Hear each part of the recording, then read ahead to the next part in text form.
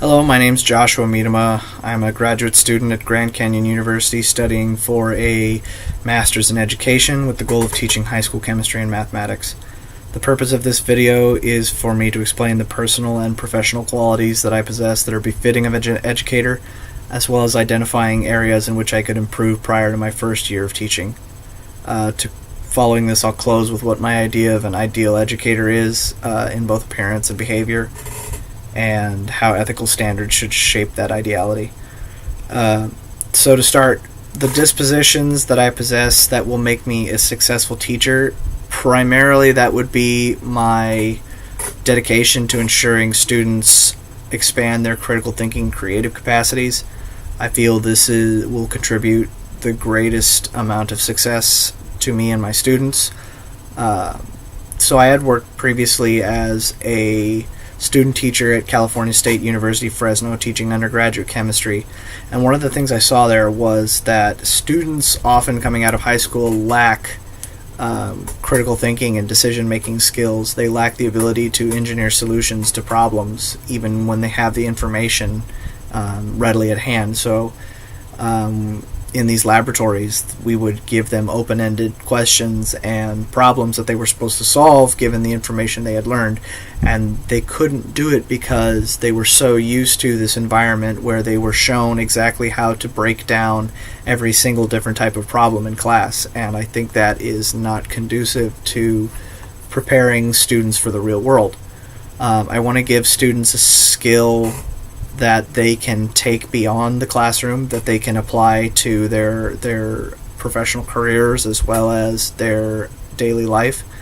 And I want it to be something that they can carry cross-discipline. I don't think that critical thinking is unique to mathematics or chemistry.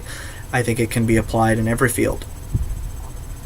Second to this is my view that teachers, while they should be leaders and they should maintain order and discipline in their classroom, they should be approachable and friendly to their students. What this means is that no student should ever feel like they cannot talk to the teacher for fear of being mocked, or for fear that the teacher does not like them, or for fear that they are not good enough. And this comes from a deep understanding that at one time I was a student and I was trying to learn the material and meet all these expectations, and that educators who are perceived as unfriendly are really a hamper to students succeeding in the classroom. And what really guides this is my sense of humility and understanding that I am not the arbiter of all knowledge, and that there's a lot of things I don't know. And so I'm merely here to facilitate the best environment for a student to learn. And if that means being open to their questions and helping them learn in a good environment, then so be it. The area that I really want to work on prior to beginning my first year of teaching is understanding cultural and social needs of students. I want to be more sensitive to the factors that may affect a student outside of the classroom, such as home life, such as their religious obligations, such as their cultural background that may shape how they think, how they feel, how they approach certain situations. That way, if there's something affecting a student that's not part of the classroom environment that I can help them with or make consideration for when I teach, that way I can catch any students that might fall through the cracks otherwise because I was inattentive to that. So to close, the ideal educator for me is someone focused on helping their students succeed from the moment they step in the classroom.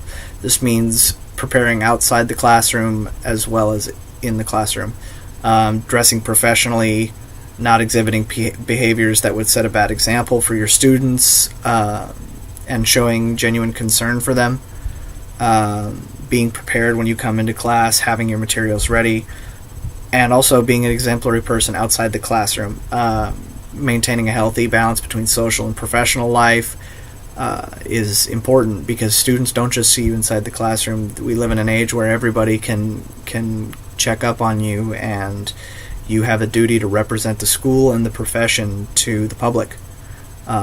So these behaviors should be shaped by a code of ethics that all educators should abide by. And this code of ethics is based really around just facilitating the best environment for students to succeed with their education. And the tenets of the code of ethics are primarily concerned with not harming the quality of a student's education or exposing them to any conditions that would harm them mentally or physically. And the last part of that is not being duplicitous in how I handle students, colleagues, and parents, and the relationships between us.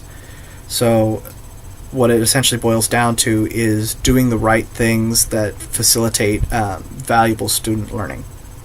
Thank you for your time. Thank you for watching this video, and I hope you have come to understand my personal disposition towards teaching.